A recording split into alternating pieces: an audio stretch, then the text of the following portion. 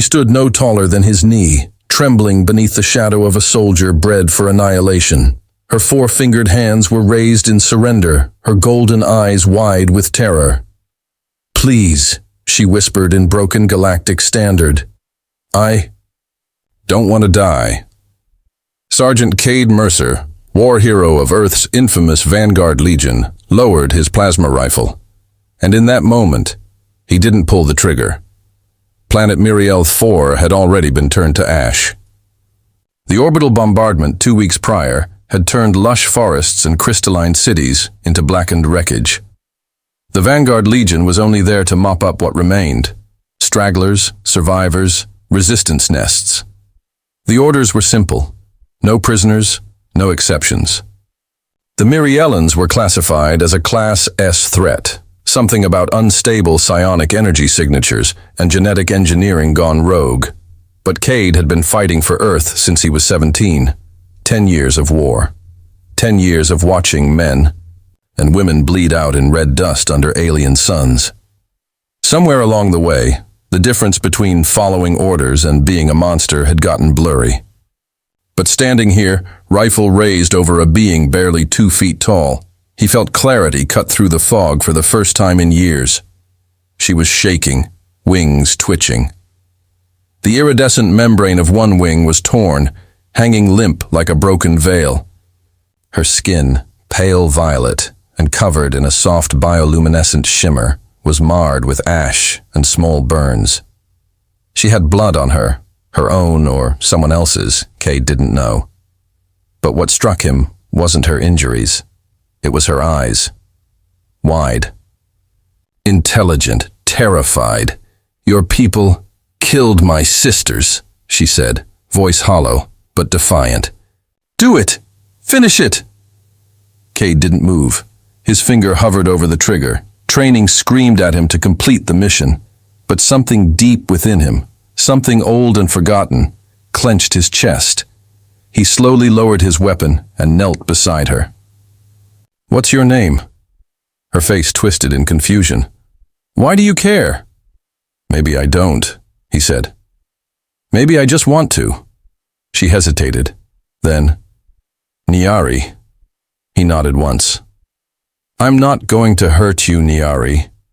Her eyes flicked to the rifle now resting on the ground. "They'll kill me if they find me." "They will," he said. "That's why you're coming with me." She recoiled, stumbling backward. "Why?" "You're one of them." "No, I'm just done being what they made me." Without waiting for her response, Cade scooped her up gently, shielding her with the bulk of his body armor. She didn't fight. She didn't scream. She just trembled. As he carried her through the rubble toward a collapsed temple on the edge of the ruins, he scanned the skies for recon drones and patrols. Every fiber of his body said this was a mistake. This was treason. But still, he kept going. Later, back at his unit's temporary outpost, he lied. Told them he'd found nothing but corpses. The others didn't question him. Cade Mercer had a reputation, thorough, efficient, unflinching. He'd earned their trust in blood. That night, in the hidden underground crypt beneath the shattered Miriellan temple, Niari sat huddled on a stone bench lit only by the soft glow of old alien tech. Cade removed his armor silently. She watched. Him from across the room, still and wary. "You're not like the others," she said at last. "No one is," he replied. "But war makes us all look the same." She tilted her head. "Your people destroyed us. Why save me?" "I don't." "No," he answered. "Maybe I'm trying to remember what it's like to be human." Niari's gaze softened. She rose and walked toward him slowly. She reached up and touched a scar running down the side of his face. "What did this?" "Shrapnel. Battle of Theron Spire. Does it still hurt?" He looked at her, surprised. "Yeah. Some wounds never stop hurting." She nodded. "Ours, too." The night wore on in silence. Outside, twin moons drifted across a starlit sky. Cade couldn't sleep. Nyari sat curled on a makeshift bed of old temple cloths, wings drawn tightly against her. But he felt her eyes on him, studying him. "I don't understand you," she said. "You're the enemy. You killed my people. And yet you saved me." "I don't understand me either," he admitted. She walked over and stood in front of him. Her tiny hand reached up, pressed softly against the armor over his heart. "Then fight for something else." He looked down at her broken wings, her bruised skin, her fearless eyes. "Like what?" he whispered. "Fight for me." And in that moment something shifted, not just between them, but inside him. The next battle wouldn't be the same. He wasn't going to fight for orders anymore. He would fight for the girl who should have died, for the one life he chose to save, and for the first time in a long time, he knew he wasn't done yet. The sun on Miriel IV rose in hues of pale violet and silver, casting long shadows through the ruins of the ancient temple. Cade stood at the entrance of the crypt, armor back on, pulse rifle slung across his shoulder. Every instinct told him he was being watched. Nyari stirred inside, wings fluttering weakly as she sat up. Her injuries hadn't worsened overnight, but she looked frailer in the morning light. She tried to stand, but her legs gave out beneath her. Cade moved quickly, catching her. She tensed at his touch but didn't pull away. He gently lifted her, placing her back on the cloth bedding. "You need food," he muttered, "and medical attention." "I need my world back," she replied quietly, not with anger, just deep, weary sadness. He had no response to that. How could he fix something his people had burned from orbit? Instead, he stepped outside and activated a signal jammer. No one could detect what was happening in this part of the ruins now, but the risk was growing by the hour. Command was getting suspicious. He had ignored 3 recon missions and rerouted a supply drone to scan false positives. It wouldn't take long for someone to notice the irregularities. That afternoon, his commanding officer, Lieutenant Alex, "Rain, arrived at the outpost with 2 enforcers. We need to talk, Mercer," she said, voice clipped, gray eyes scanning him like a hawk. "Of course, sir," Cade said, straightening. "What's the issue?" "We've got discrepancies in your recon data. You keep marking clear zones where other squads report psionic surges." She stepped closer, eyes narrowing. "You've got a reputation for being efficient. Lately, you're anything but." Cade kept his voice even. "Most of the Myriellan architecture is non-functional. The surges are likely echoes, residual energy. And the heat signatures? Animal life. Plenty of it left, despite the bombing." Rain studied him. "You're hiding something. I don't know what, but I'll find out." "I'd expect nothing less, sir." She turned without another word, but her silence was heavier than any accusation. She didn't believe him, and now she'd start digging. Back in the temple, Cade paced while Nyari sat silently. He explained everything, the visit from Rain, the scans, the looming threat. "You should let me go," she said softly. "This is your life, your people. I'm just a weight around your neck." "No," he said quickly. "You're not. You're risking everything to protect someone who should be dead," she said, standing with effort. "Even I don't understand why." "I don't care if you understand," he said. "I care that you're alive." Nyari stared at him.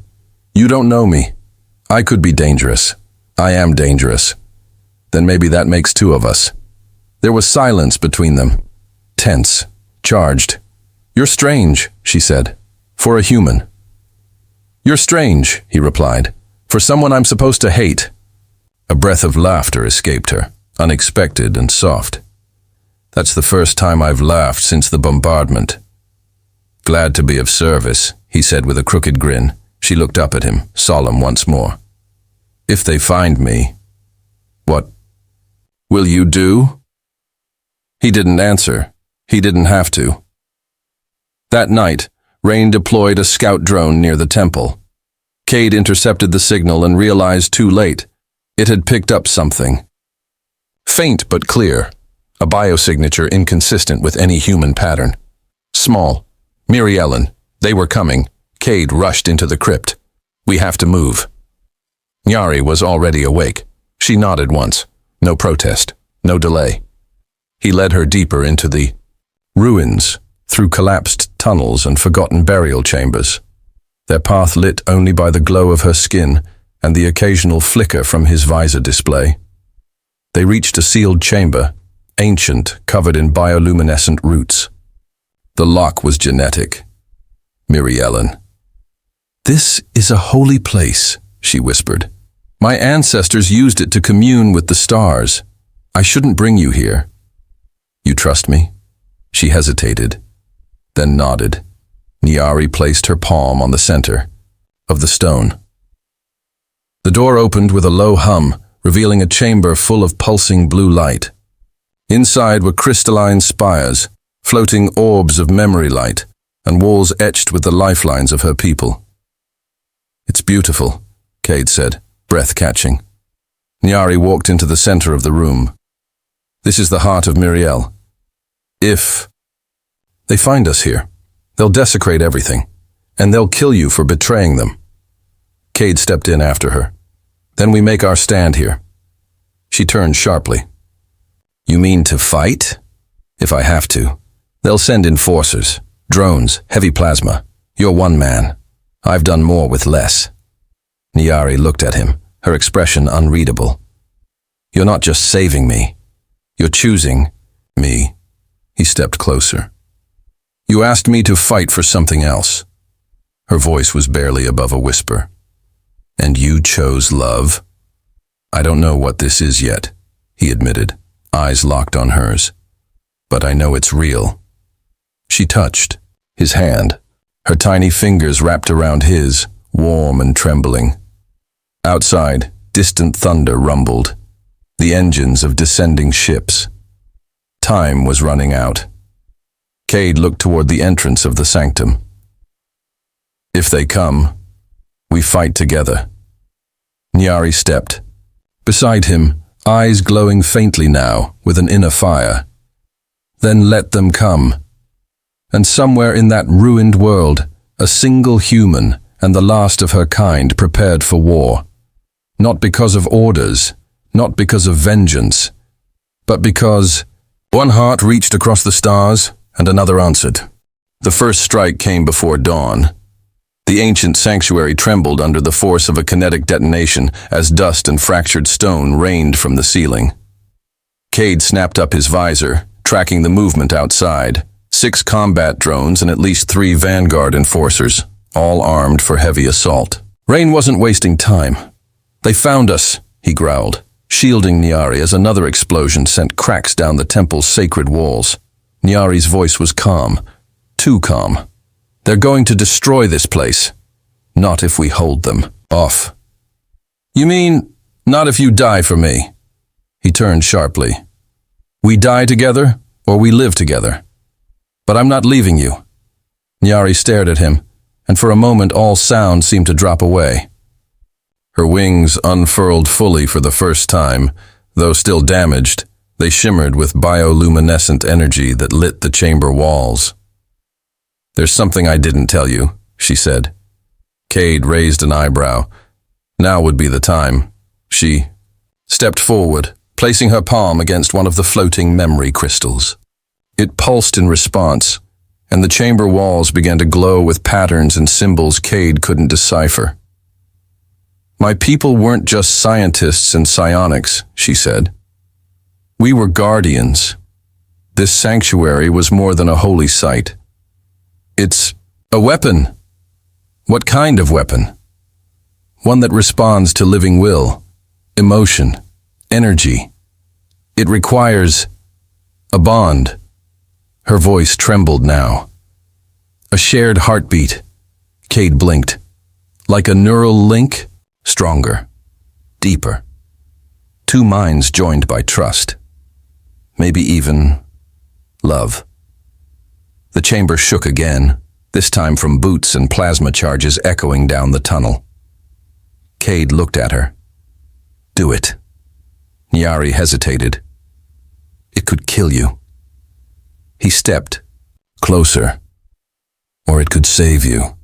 Save this place. Maybe even save me. Their eyes locked. Her small hand reached up and pressed against his chest. Then open your mind. Cade lowered his rifle, closed his eyes, and let her in. A rush of sensation flooded through him. Memories that weren't his. Golden cities suspended in starlight, laughter beneath sapphire trees, the sound of music from crystalline instruments. Her life, her pain. The day she lost her sisters, the moment she saw him lower his weapon. The night she realized she trusted him. And then she felt him. Years of war, the weight of every life he had taken, the nightmares, the numbness, and the spark she had lit in the ruins. The chamber pulsed, light exploded from the crystals and rushed outward like a wave. Glyphs on the walls ignited with alien fire. Outside, the advancing soldiers staggered, blinded, as an energy field burst. From the temple's heart and expanded like a dome, Cade fell to one knee, breathing hard. What did we do? Nyari looked up, glowing with power. We awakened the heart. Outside, drones opened fire on the barrier, but the plasma bolts melted into nothing. The energy from the sanctum surged into the environment itself, bending light, disrupting tech. Inside, Nyari hovered now slightly above the floor, her wings fully healed, her eyes lit with celestial fire. I'm connected to it now. You okay? Cade asked, watching in awe. I'm more than okay. Then Rain's voice echoed through the comms. Mercer, surrender now and we'll take her alive. Cade activated his mic. You'll have to come and get her, Rain. You're defending a hostile alien with psionic capabilities. That's treason. No, that's humanity. A beat of silence. Then the attack resumed. More drones, more fire. The sanctum shield was holding, but the field wouldn't last forever. Nyari turned to Cade. We can't keep this up, but if we take the fight to them, just long enough to disable their command drone, we can scatter the attack formation. Cade nodded. You thinking what I'm thinking? Nyari's lips curled into the smallest smile. Probably not. But I'm ready anyway. He handed her a secondary blaster, refit for her size. Let's remind them what happens when two hearts fight as one. The barrier dropped for exactly 6 seconds. In that time, Cade sprinted through the crumbling archway and dropped 2 drones with precision headshots. Nyari glided behind him, wings pulsing, her psionic aura slamming an enforcer into the wall. With invisible force, she ducked under enemy fire, returned it with cold, calculated blasts. The battlefield was chaos, drones buzzing like hornets, the air thick with smoke and plasma trails. Cade moved like a ghost, efficient and brutal, protecting Nyari's flank. She, in turn, disoriented the troops with pulses of emotion-based psionic interference. Rage, fear, guilt. It rippled through their ranks like wildfire. Rain appeared in the clearing, her armor sleek and jet black, eyes full of fury. You chose her over your own? I chose right, Cade snarled, charging. They clashed. Veteran versus veteran. Rain was fast, ruthless, but Cade was fighting with purpose, with something more than orders, with love. As they grappled, Nyari saw the command drone rising overhead, scanning and preparing to launch a full barrage. She narrowed her eyes, reached out with her mind, and screamed. The drone shuddered in mid-air, lights flickering violently. Then it imploded in a ripple of psionic backlash, crashing into the hillside in a burning spiral. With its loss, the remaining drones spiraled out of control, firing blindly or crashing into the ground. Cade took the opening, disarming Rain with a brutal counterstrike. She fell, bleeding and stunned. It's over, he growled. Rain looked up at him, disbelief in her voice. You really love her? Cade didn't answer. He just walked back to Nyari, who stood in the ruins, radiant and exhausted. The field around the temple stabilized. The threat was gone. But the war was just beginning. He reached for her hand. She took it. And somewhere in the stars, the first ember of rebellion was lit. Not by weapons or governments, but by the impossible love between a human soldier and a tiny alien girl who had begged for her life and been given a future instead. The dawn after the battle was strangely silent. Smoke still curled from the wreckage of downed drones, and the earth bore fresh scars from plasma fire. Yet in the heart of the sanctuary, peace had momentarily returned. Cade stood on the crumbling terrace, watching the twin suns rise above the shattered horizon, Nyari beside him. Her wings folded gently along her back. Neither spoke for a long time. She broke the silence first. You didn't have to fight for me. He looked at her. You didn't have to link your soul to mine. A small smile touched her lips. Guess we're both bad at staying uninvolved, Cade chuckled, but the weight hadn't left his shoulders. Rain's team won't be the last. Now they know about the heart, and they know you can control it. Nyari's smile faded. Then we can't. Stay here. No. He turned to face her. We need allies, and we need to stop hiding. But your people will never trust someone like me. I'm what their military fears most, an unknown alien with power they don't understand.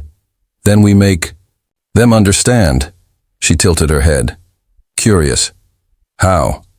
We find the ones who don't want this war, the ones who still remember what it means to fight for peace. He paused. I know a few. Smugglers. Ex-intelligence officers. Fringe. Scientists. A few ghosts from my past. Nyari stepped closer, her voice softer. And what about your command? You deserted them. Cade's jaw tightened. They stopped serving people a long time ago. They serve fear now, control. I serve you. She looked down, wings shivering slightly. I'm afraid. So am I. He reached for her hand. But you're not alone. For the first time, Nyari leaned against him. Then we go together. They spent the day gathering supplies and burying the fallen. Cade didn't let himself grieve. Not yet. There would be time for that later. Maybe. If they survived. That night, just before they left the sanctuary for good, Nyari activated the heart one last time. It responded only to her touch. Crystalline panels receded into the stone walls, revealing an ancient star map pulsing with roots and hidden outposts. One route shimmered brighter than the others, marked with the glyph for haven. She turned to Cade. There's a place. My people called it El Shara. It's old, maybe older than the heart. A convergence of energy fields and knowledge. Still operational. Possibly. If it is, it could be the key to ending this war. Or at least surviving it. Cade nodded. Then that's where we go. They left under cover of darkness, taking Rain's downed transport and flying low through the canyon passes. Cade modified the transponder to avoid military satellites, while Nyari encrypted their signals using psychic pulses, something no Terran system could trace. For a moment, in that stolen ship, it almost felt like the war wasn't chasing them, but that illusion shattered after 6 days. They were approaching the outskirts of the Vega Drift when warning lights screamed across the console. Missile lock! Cade shouted, pulling the ship into a dive. Outside, sleek black interceptors streaked through the atmosphere, firing magnetized charges that glowed with the Terran Vanguard insignia. It was Rain's squadron, but stronger now, reinforced.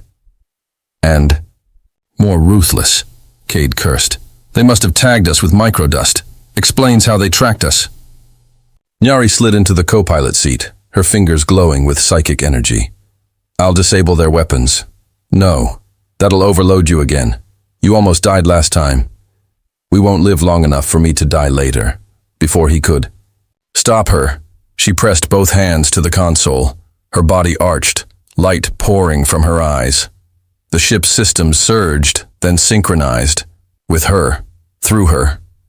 Outside, the lead interceptor's gun seized, the missile detonated prematurely.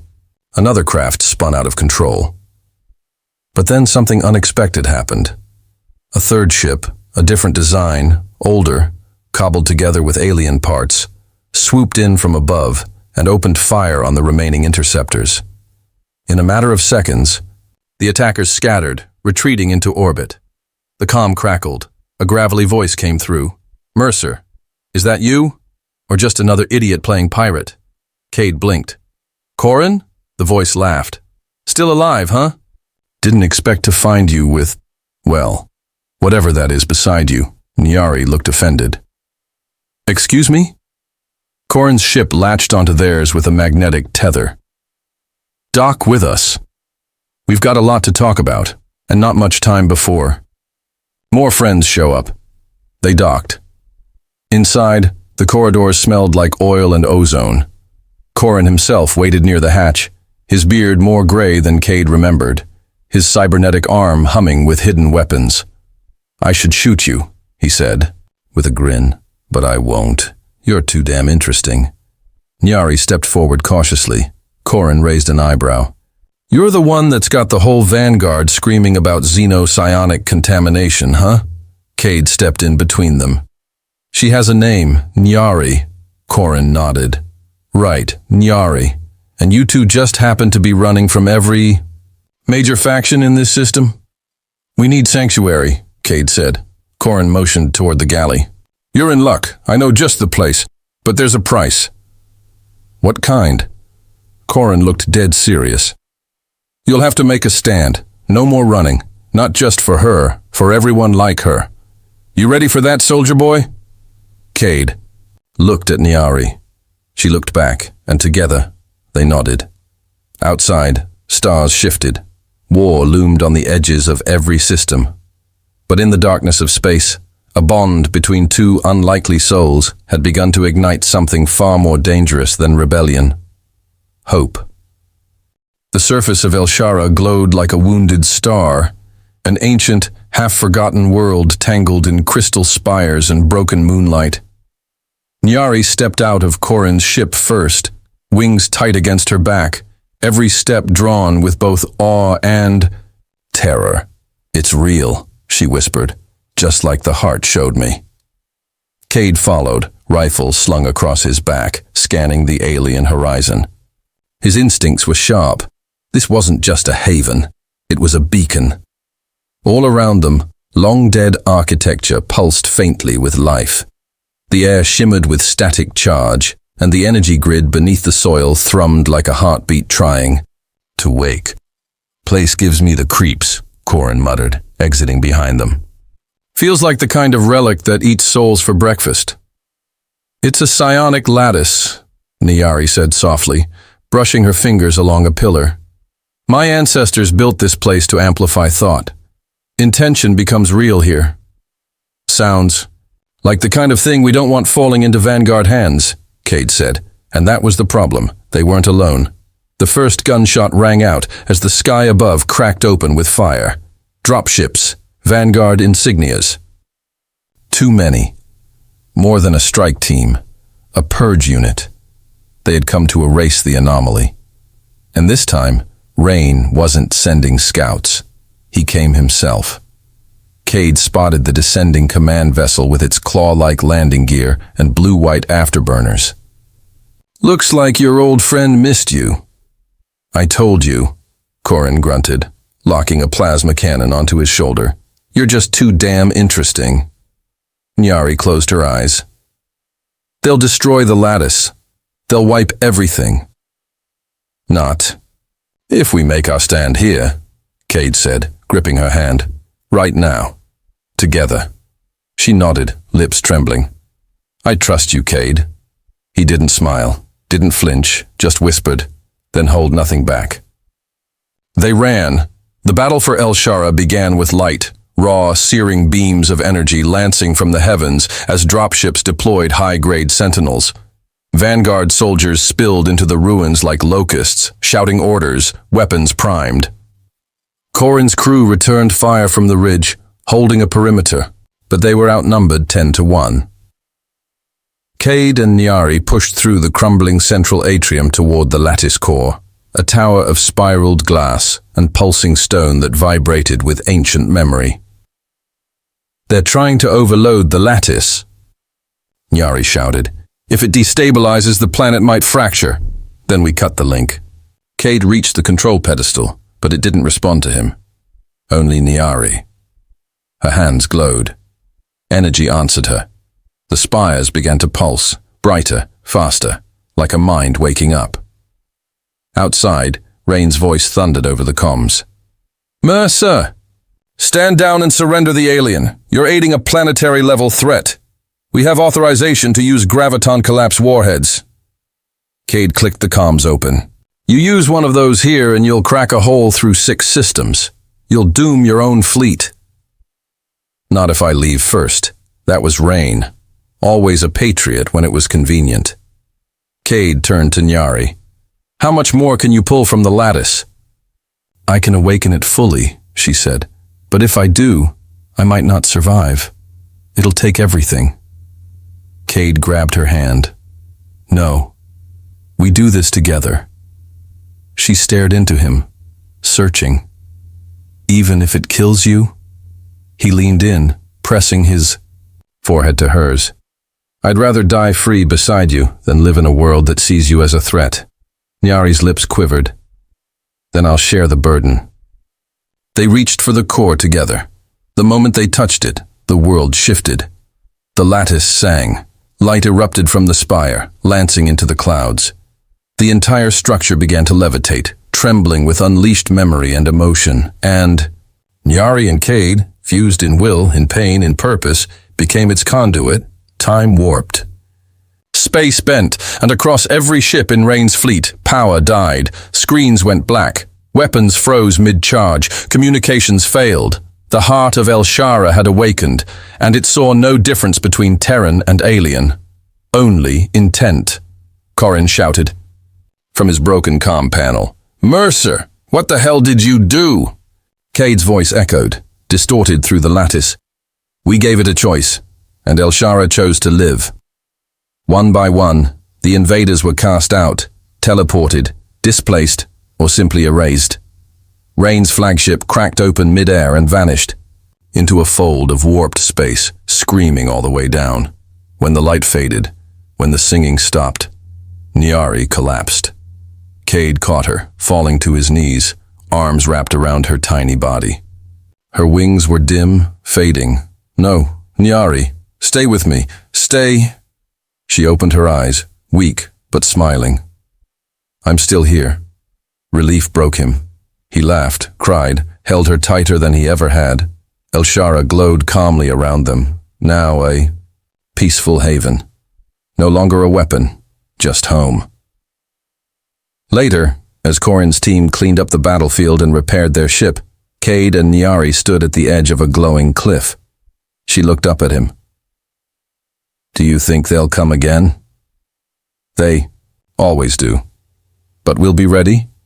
He wrapped his arm around her shoulders. "We won't be alone. Not anymore. This time, we tell our story. We build a new alliance. One built on truth, not fear." Nyari smiled. "And love?" He nodded. "Especially love." And as the stars wheeled overhead, as the ashes of battle cooled into the soil of peace, they stood together, not as soldier and alien, but as two hearts that defied the galaxy and chose something greater, each other. In a universe ruled by fear, one human and one alien chose love, sacrifice, and unity. If their story moved you, share. To speak it. Because maybe, just maybe, it's stories like this that change the stars.